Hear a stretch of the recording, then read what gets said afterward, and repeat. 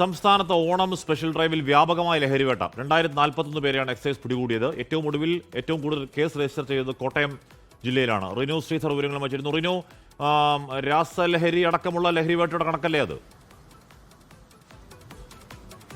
തീർച്ചയായും ഹാഷ്മി, എട്ടാം മാസം 4-ാം തീയതി മുതൽ അതുപോലെ തന്നെ 10/9/2025 വരെയുള്ള കണക്കാണ് നമുക്ക് എക്സൈസിൽ നിന്ന് ലഭ്യമായിട്ടുള്ളത്. സംസ്ഥാനത്ത് ഓണം സ്പെഷ്യൽ ഡ്രൈവിനോടനുബന്ധിച്ച് വലിയ ലഹരിവേട്ട തന്നെയാണ് നടന്നത് എന്നുള്ളതാണ് ഈ കണക്കുകൾ സൂചിപ്പിക്കുന്നത്. 2426 അബ്കാരി കേസുകൾ മാത്രം നടന്നിട്ടുണ്ട്. അതിൽ 2041 പേരെ എക്സൈസ് പിടികൂടുകയും അറസ്റ്റ് രേഖപ്പെടുത്തുകയും ചെയ്തിട്ടുണ്ട്. ഏറ്റവും കൂടുതൽ കേസ് കോട്ടയം ജില്ലയിലാണ്. NDPS ആക്ട് പ്രകാരമുള്ള കേസുകൾ പരിശോധിക്കുകയാണെങ്കിലും ഏറ്റവും കൂടുതൽ കോട്ടയത്താണ്.